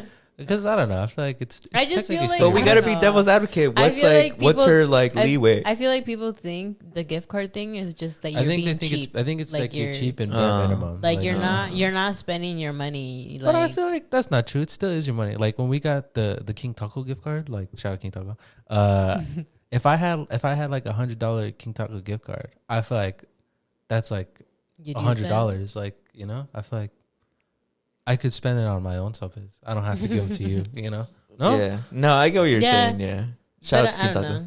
I guess. I mean, Well, okay. 'Cause would you be offended if a guy took you out to eat and he's like, "Oh, I got a gift card." Like, no, I said I'd Yeah. be. I think he's very like financially like knowledgeable. Oh. He's trying to save his coin. You know, like he has his own gift card. Like he's money saving- conscious. Yeah. Yeah. Like he's Yeah. like, oh, I got this. Like why wouldn't you use it? Like Yeah. if your ass is going to that place, why wouldn't you? I'd be like, bro, you had a gift card this whole entire time. Why didn't you use it? Yeah. And if he's like, it's because like I was shy. I was like, bro, we're there. Use it. Like I guess gender norms. I guess it's like Yeah. this man better provide for Yeah. you. All on his own. that that's still like a thing that goes on in dating. Where I Yeah. feel like people are still very like, no, like this. like the person man does should this. pay. Man should pay all this Yeah. shit. You know. Well, that's what's tricky too, is that I do think that I guess trying to be the devil's advocate for her is I keep thinking about how like there are, I guess, certain things where I semi agree, but I do think it's maybe that just like I've been taught a lot by society to kind of accept the gender norm. Like I do think if you're really into a girl and it's the first date, I don't think there's anything wrong with an ice cream date. But me personally, like I would go all out, you know, I'd be like, yeah, you know, like let's go here and then after we'll eat here and then, you know, like whatever, like plan it all out. Yeah. But I guess that's like my little devil's advocate. I mean, if it is a first date that you're really going with, but then you brought up that point of your teacher talking about how like, no, you take her to a taco spot. So like you see if she's shallow or anything. You were there too, bro. You were in that class. Was that really? Mhm. I probably wasn't paying attention. Yeah, you probably weren't. I was talking. Yeah. Dead. I would always talk to my classmates. No, yeah. I mean, I don't know. I feel like Devil's advocate, bro. I Give her something. I commend her for communicating that she didn't. no, yeah. I wanna feel really like do I it. feel like she could have been like shallow and kind of kept trying to get that out of him. But I think it's cool. She just ripped the band-aid off. I was like, I don't like broke fools. You know? I like, Basically. yeah. So it's like, I guess if it's what you want, Get your money up. Come on. Yeah, because I guess, because I feel like if you're really into something, then I guess like go for what you're into, you know. Mm-hmm. But I don't think just because you're not into something doesn't make it like morally wrong or not, and not even morally. Yeah, It doesn't mean it's like shitty or Yeah. like bare Yeah. minimum or whatever. Maybe for you, but Yeah. like doesn't mean it's like that for the rest of the world, you know. Yeah, I guess Um, that's true. I guess final take. Yeah, I guess I don't agree with her overall. Yeah, I don't agree with her. I don't think Yeah. it's that serious. I feel Yeah. like, I don't It's wish not that like bad. mal like harm on her, but I don't agree with her take. yeah. You know. Okay. But what else do you got, Julie? Is that it? Yeah, that's it. All right, That's all I that's have. cool. All right, That's take cool. us home, bro. Yeah, I'll take everybody home. This cool 30th episode. So what I wanted to bring up is that there's this phenomenon going on right now as Barbenheimer. We participated in it. We went to go see Barbie and Oppenheimer. It feels as though it's a celebration of women energy and masculine energy. So in that sense, I brought up some women and men facts. Mm-hmm. That's crazy though. What? How they like combine the movies, you know? Yeah, I know, right? Like it's a huge thing. It was crazy how into it people were. When I Yeah. got there, I was surprised how into it people were. I expected a crowd, but I didn't expect how hyped the crowd was. Yeah. People were in pink, and like there's a guy dressed as Oppenheimer. People were cheering. People were and shit. cheering. Everybody was having a good time. Yeah, It was everybody was having a on. good It time. made me feel really nice. Yeah, it's been a Yeah. lot of time since I've been, even in the Marvel movies where I've been to a movie. I feel like everybody was genuinely just into the movie. I think it's cool that it wasn't like a superhero movie. Yeah. Yeah. There's nothing wrong with that, but like again, if you like superhero movies, I'm not saying whatever, Yeah. but like it's cool to see like, you know, people are just into like Yeah. a movie. You know, It gives you a glimmer of hope that like movies can be successful without having to be a superhero movie where they fight giant CGI monsters. No disrespect, like those are fine. I mean, I watch them, but I think it was cool to see that people give a shit about movies other than superhero movies. Yeah. Yeah. I also just I don't know. It was really fun. Like I went the next day too. I didn't see it again, but I was just around there and I could just see everybody dressed in pink and black, and I was like in suits and shit. Yeah. I was like, that's cool. It brings me joy to see people enjoying themselves. And in that sense, here's some psychological facts first about women. Okay, emotional expression. Women tend to be more emotionally expressive and responsive, showing a wider range of emotions compared to men. They also tend to be more empathetic and skilled at recognizing emotions in others. I feel like that's pretty obvious. You guys already knew that one. Verbal communication, number 2. Women typically use more words per day than men. Studies have suggested that women speak an average of 20,000 words a day, while men speak about 7,000. Does that resonate with you guys? I talk a lot, so I don't think that I think I'm an outlier. I feel like I don't know. I feel like Julia doesn't talk a lot. Yeah. My Yeah. sister doesn't talk a lot. I don't know. I feel like What does that say though? So I guess we got it because of our Yes, families. I We guess. talk more. I feel like I don't think I'm a talkative person, but I don't like. I feel like because I just feel silences, you know. Yeah. So I don't know. So if it's silent, you're like, so you heard about Barbenheimer? Yeah. So how about that Barbie movie? You Yeah. know? You seen Yeah. Barbie? Julie, you are pretty quiet. Honestly. Yeah. But I feel like when she's with her friends or like her friends around, she be talking. She just don't like us like that. I'm dead. I know, right? Just say you don't like us, Julie. I just wanna, hang out with more girls. I'm always stuck with guys. I think that's fair. I think it's fair. Well, maybe you choose to be around masculine energy. I don't know. I guess I radiate Masculine or energy? Or you masculine just energy you receive receives me a lot more Pause. than feminine. you have very strong receptors.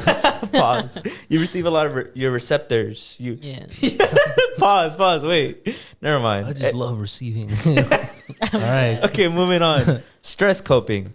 Women tend to use social support as a way to cope with stress. They often seek emotional support from friends, family when faced with challenging situations. I think it's obvious. Or maybe if it's not obvious to you, then I'm glad I'm educating you. Risk perception. Women often perceive risks differently than men. They are more likely to take fewer risks in financial matters and risky behaviors. Wait, who? Women. Men? Women. Women. I You feel take like- less risk in financial I feel like- matters. In financial stuff? Yeah. I Would feel you say that? I feel that makes sense. I think Like that we're makes- more financially knowledgeable. It just means it just You means just okay. take- I Now save she's better? trying to. I save better. Is, I guess It says you take fewer risks in financial I matters, which guess means in like a- gambling or like if you feel like you're gonna invest in something, like invest like in podcast equipment. You're like, oh no, I don't have the money. I'm not gonna invest yet. As opposed to us, I'd be like, no, fuck it, we'll pay it off eventually. I feel like, yeah. And then, but I also saw it as the risk, as like all men get into more like dangerous situations than women. I think that probably is true. I think that's probably Which is true. why men die more than women. I think that's probably true. Because I wonder if that dates back to like caveman time. It's deep. No, well, because think about it. Like men, in terms of like a population, men are more expendable. Like you could have 100 men and 1 woman, and you wouldn't really be able to repopulate the earth. But if you have 100 women and 1 guy, you can repopulate the earth. So like I feel like on a biological setting, women matter more. So it makes sense that they're more like, I probably shouldn't do that. Where a guy's like, that'll probably kill me, but who cares? We should have had an extra woman here just so you can combat this, Julie. Yeah. Should have had Nana or something. Oh, Kermit? What's he got to say? Oh, shout out Nana. Yeah. Shout out to Nana. Kermit. Stitch. And the Bad Bunny heart. The Bad Bunny heart. All right. And then the last one for women, psychological facts, is face perception. Did you know that women are generally better at recognizing and remembering faces, which may be related to their higher levels of empathy and social awareness? Does that resonate with you, Julie? I think so. Yeah. It hurts me when I remember people's faces and I remember them and they don't remember me. Really? Wow. It's How do because you you're a not woman, bro. remember me? You're just better at it. Right?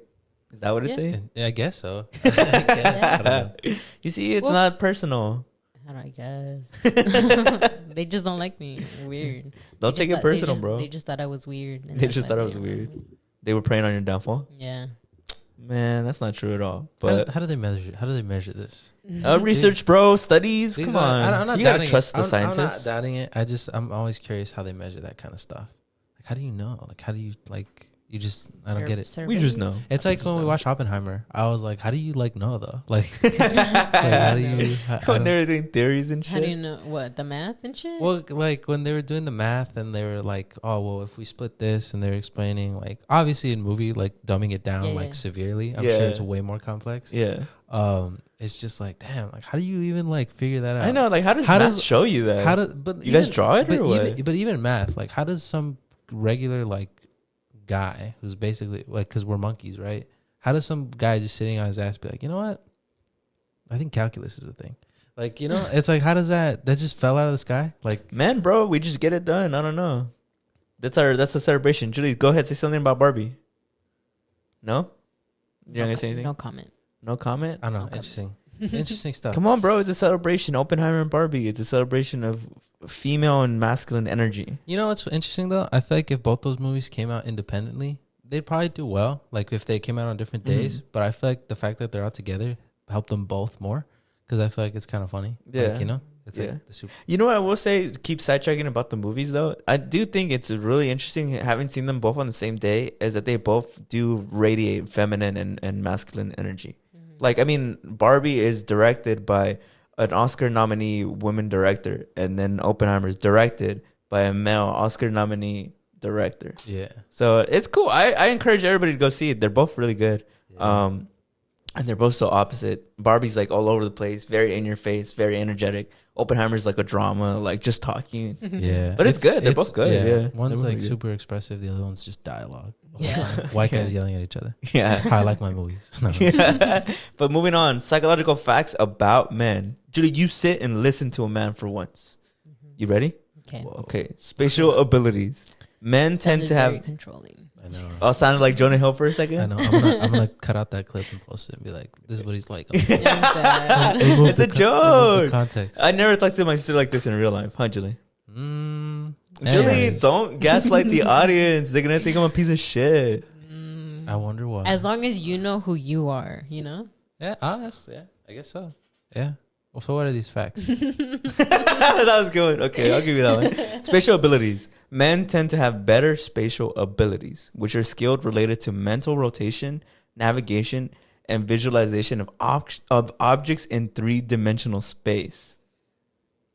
So we have superpowers. So that's why you guys figured out math. I don't know. I feel like that sounds like a resume. Like, you know how it's like when like, oh, I was a cashier. I handled money and financial. Like, Oh, I get you. It You're sounds like exaggerating what it is. yeah, it sounds a little. Which is good at spatial awareness. Men just have pretty good senses. So. Men basically have superpowers. That's what it's saying. So is that why we're better at directions and stuff? Is that a true thing? I don't think that's a true thing. But it says navigation. Navigation. I think I saw on Mythbusters did this. Really? Yeah, and they were like, not true. It's not true? Damn. I mean- All right, Julie, tell me where's the nearest gas station? Down the street. You make a right, and then there's all over the place. Now you tell me where's the nearest gas station. I don't know. All right. Wrong. You win this I round. win. Women get a point on the board. Mhm. Okay, aggression and conflict resolution. Men are more likely to display physical aggression in conflicts compared to women. However, they also tend to resolve conflicts more quickly and move on without holding grudges. I don't know. That's what it says. I mean, this is what it says. I didn't write this. No, but you're asking my opinion on Yeah. it. I feel like. You I think don't know. men You don't hold think- grudges? No. I don't know. I feel don't like think they. so. I feel like they do. I feel like they do. I feel like. All right, never mind. Never mind. Continue. Wait, what did you say? I feel like they don't. They don't hold grudges? No. I feel like men don't. I don't know. I feel like women are a lot more resentful than men. I don't know. That's interesting. I feel No. like in media and in a lot of things that I see, I feel like men are like, and I don't know, I'm just saying this objectively. Like when you look at gym culture, shit like that. I'm not saying it's all like that, but like you see those big like TikTok influencers when they're like, I'm in here because like she did me dirty, like fuck that bitch, like I'm gonna be a better guy, or like characters, right? Like the Batman. He's like, wow, like I gotta, you know what I mean? I feel like a lot My of parents murder. my parents murder. Like I gotta Gotta do all kill this the stuff. guy who. So I feel like I don't know. Or maybe it's that men are a little more better at hiding it. I maybe? just think the shit that is true. Where like I think men go to physical altercations first, and that's a very like instant gratification thing. Mm. Where like if I'm mad at you and I punch you in the face, in that moment it seems like all right, problem solved. Versus like if I had a problem with you and I had to talk it out with you, and there's obviously your side and there's my side and whatever. It takes a long time and it's not as instant gratification. Yeah. But if I punch you in the face, like, you know what I mean? Mm. It's more instant gratification. So I don't know if I personally agree. If it's science, then I can't really. I don't know. But you know what I'm saying? Yeah. But I'm interested to hear your perspective, Julie, because Brian's perspective is kind of I share with him because I'm a dude. But you said you feel as though it's true, right? Why do you say that? Well, I don't know. I feel like there's certain things that I feel, at least like more like on relationships and stuff. I feel like sometimes girls are a lot more like holding on to certain things than like guys. At least that's what is seen in my world of things. It always seems like girls hold on to a lot more stuff of just stuff in the past sometimes. And that's what I'm saying. I think maybe just men are better at like hiding it or like not, or they just don't talk about it as much as girls do. And I think that's why to me it just seems like girls seem to be a lot more resentful or hold grudges. I feel like if I'm speaking more on personal, like I feel like I've held so many grudges just growing up that I sometimes felt like you didn't. But I know you for sure do. Like you for sure had some grudges and resentments that you probably hold on to. But We heard about it it's earlier. just like In this episode. but it's just like I think like again, I think it's just because I'm living in my own world. I just think that like I'm the only person who's holding those more than like a guy, which is in comparison would be you, right? But I think it's just like guys don't talk about it too much, and I feel like girls just talk about it a lot more, or like are usually a lot more open to talking about it, especially if they are in a relationship. They'll be like, oh, this is my issue because of something that happened to me in the past. I think just letting go is sometimes just a little hard. Yeah. But I think that's an important perspective. Well, no, it's an important perspective. I guess it's just like it's interesting because I feel like I feel like I genuinely I don't see that in the way I see the world. I mean, we literally watched Oppenheimer. In that movie, there's like a plot point about like a grudge. Yeah. Like, and but there's also a plot point in the movie where his wife keeps a grudge more than him. Would you say she does though? Because at the end, but she doesn't really like. I wouldn't say she acts on it. I feel like she still holds it. I don't know. I don't know. I feel like more than him. He's like, he shakes his hand. She's like, just looking at him. You know what I'm talking about, right? Yeah. But I'm not talking about him. I'm talking about fucking the other guy. Uh-huh. I don't know. I feel like I think they probably hold it about the same. It's just the way that they do it is different. I feel like I said, violence is instant gratification, and it seems handled. But I don't think it works like that. I feel like if I was mad at you and I punched you in the face, in the moment I'd probably feel good, but I'd probably still be upset afterwards. Yeah. You know, I think it's like my sister said. Well, she just unveiled something that I just want to like piggyback off of. I feel like she says that women are just more expressive of that fact that they feel resentment and that they feel grudges, and men don't really express any form of emotion like that. And so even when it comes to studies, I could imagine that men don't say that they hold grudges, even though they say like. But like deep down, they obviously do. Because like I just think about media, or like even like a bunch of stuff where like you hear like wars be started over shit like this, about like fuck that guy, you know what I mean? Yeah. Or like So we'll say it's a little skewed, But I guess I'll move on to the next one. So risk taking. Men are generally more inclined to take risks in various aspects of life, including careers, investments, and adventurous activities.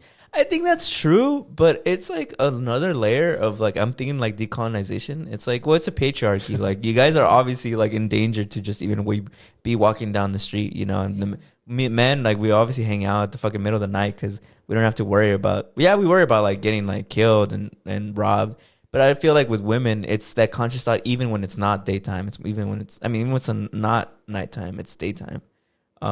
So I feel like that's kind of like a little skewed I don't too. know. I wonder. I don't know if someone could explain it to me better. But I'm like, I wonder how much of this is true in a vacuum, because it's like I feel like a lot of these things are kind of.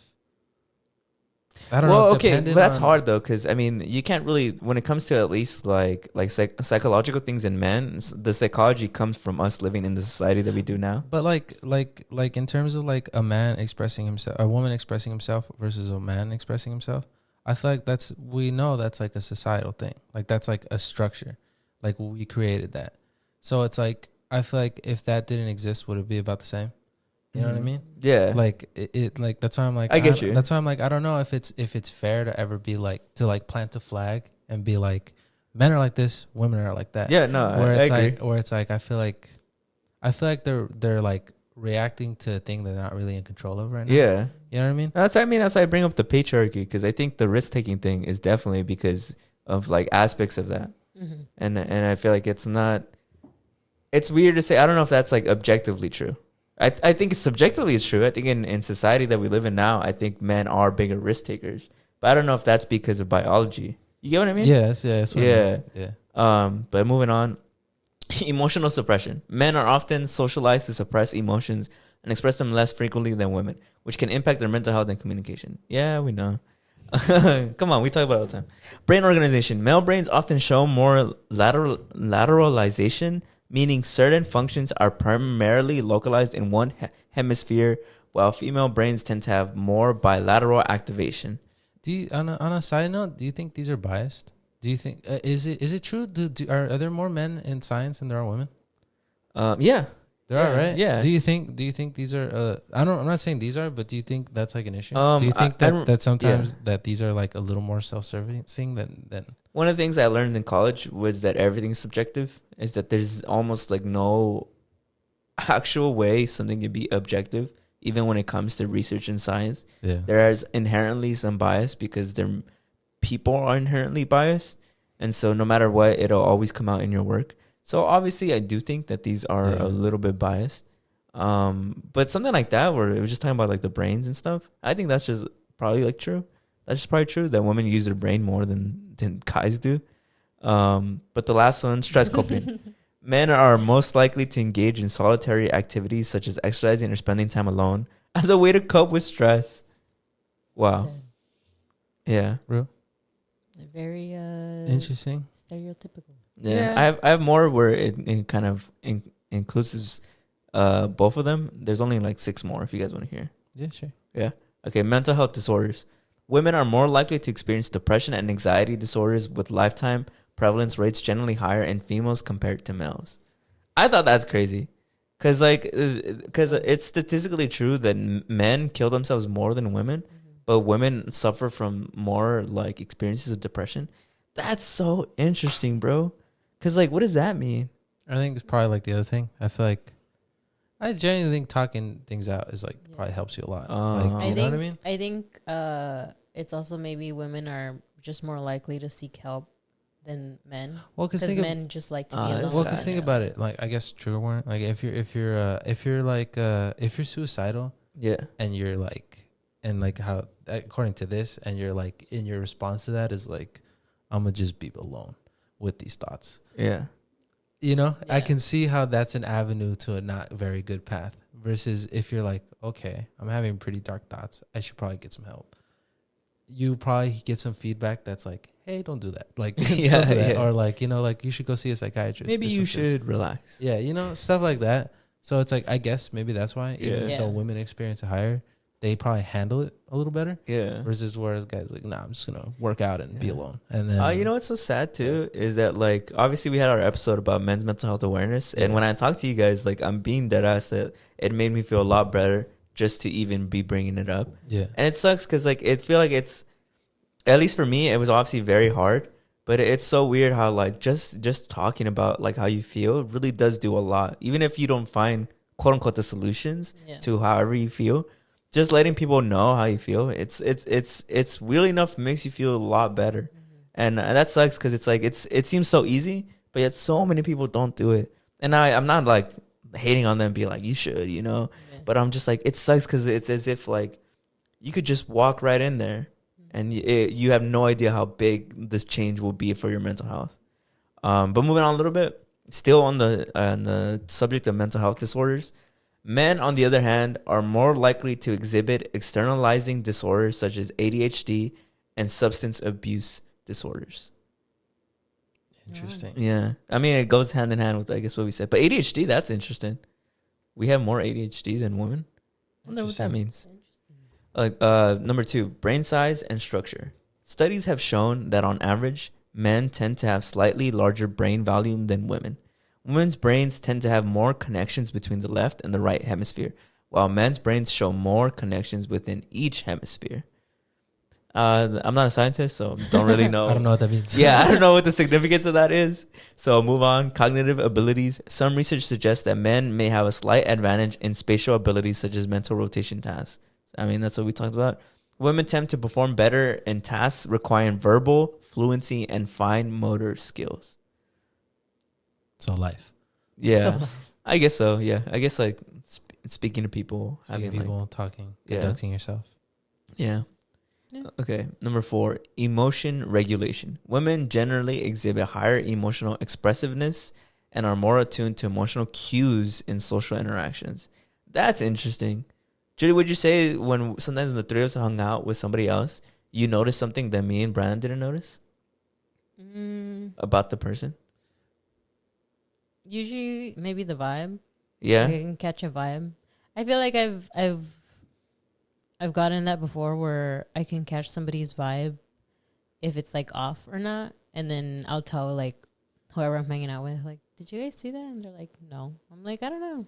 I got something. I sensed something. I do think that like we've thankfully and we've been privileged enough to form actual friendships with a lot of our guests, and I always think it's because of Julie. I agree. I feel like if it was just me and Steve and the guests, we'd probably be cordial with our guests. Like it would, you know, but I don't think we'd have like a friendship outside of the thing. But because Julie's here, I feel like we always manage to form a friendship. Yeah. And it's probably because of that. Yeah. I don't think you've ever heard me talk about this, but when you're not around, I talk about the importance of having you on the show. I really do think that like people wouldn't feel as welcomed and as excited to be on the show if it wasn't for you. So I do think this resonates with me, even though I'm not a woman, just because I see it through you, or whenever we hang out with people, I feel like you catch things that I did not catch at all. But moving on, men in some studies have shown a tendency to use more problem-focused coping strategies in response to stress. I don't know what that means. I guess they're saying like, it's like problem solution. I'm assuming, like, you know how you said sometimes talking about your problems there's not really a solution.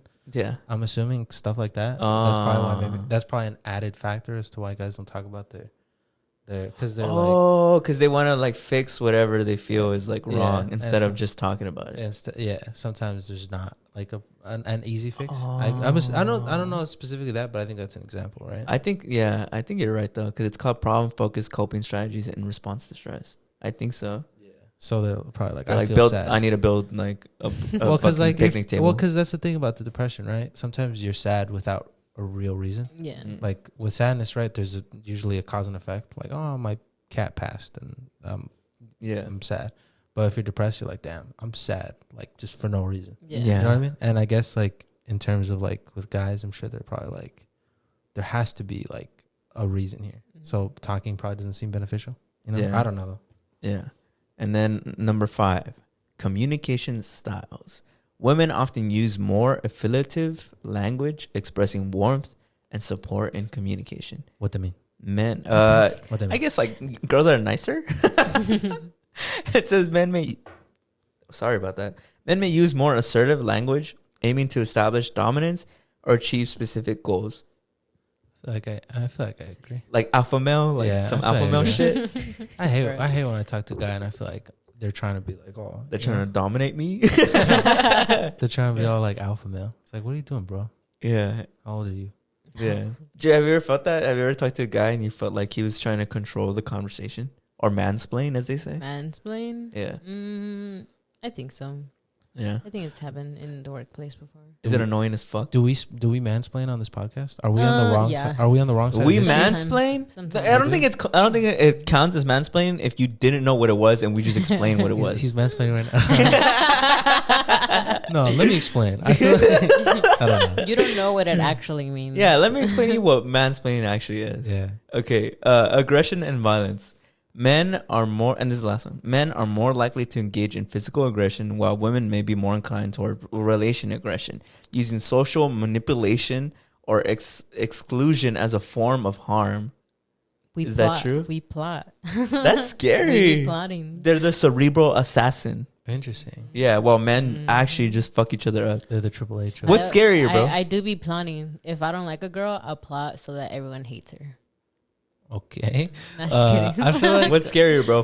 Somebody physically like being after you, or somebody cerebrally being after you? Cerebrally being after you, because I feel like then they'd make a more devastating decision. Judy, you're scaring me, bro.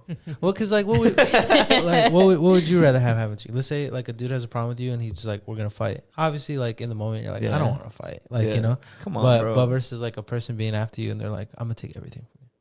I'm gonna take your job. I'm gonna take your reputation. I'm gonna take your name. I'm gonna take, you know, I feel like you're right. Given those two options, oh my God, I think that's the best revenge, especially when they're a bitch to you. Women are scaring me, bro. Women are scary, and this is what I'm learning. Women are just scary. No, it's not though. It's not really. That was the last one. Yeah, that was the last one. But I'll end off with this. It's important to emphasize that there are statistical differences are based on average observed in research studies. Individual variation within each gender is substantial, and there is considerable overlap between men and women in almost all psychological traits and behaviors. Additionally, culture and societal influences can significantly shape how these gender differences are expressed and may change over time as cultural norms evolve. Recognizing individual differences and avoiding stereotypes is crucial in understanding the complexities of human psychological and behavior across genders. Wow. Yeah. Yeah, because I thought, you were talking about how, like, is this true? So I think it's important to read that too. Just disclaimer for everybody out there. Yeah. Very cool. Educate yourself. But that was pretty much it for this week's episode. Yep. I hope you guys enjoyed it. I had a lot of fun celebrating 30 episodes. I'm having a good time. I wish these lames would drink with me. Here's to 30 more. Or I hope. 30,000 more. Wait, this was our 30 million. This was our dirty 30. 30. Wow. What do I do? Do I shotgun my beer? Yeah. No, I can't. It's too late, right? It'd be the missing. Chug it? Yeah, go ahead, chug it on. But you guys aren't drinking. It's too late now. All right. This is for the fans. This is for the viewers. This is for the lovers. Shout out to everyone. Thank you for the support. He throws up. He's choking. I almost threw up, not gonna lie. It came out of my nose, bro. Yeah. All right. Well, thank you for thanks for watching. Shout out to our patrons. Shout out to Yoel. Bro, my eyes are watery. Bro, I'm doing patrons. Oh, sorry. Shout out to our patrons. Shout out to Yoel. Shout out to Jada Chicano. Shout out to Cat Friend. And now, shout out to Daniel Villanueva. Thank you for subscribing to our Patreon. We appreciate the support. If you're interested in joining, go ahead and do that. Our link is in the bio, but that's it for today. We'll see you guys next week. Bye. Bye.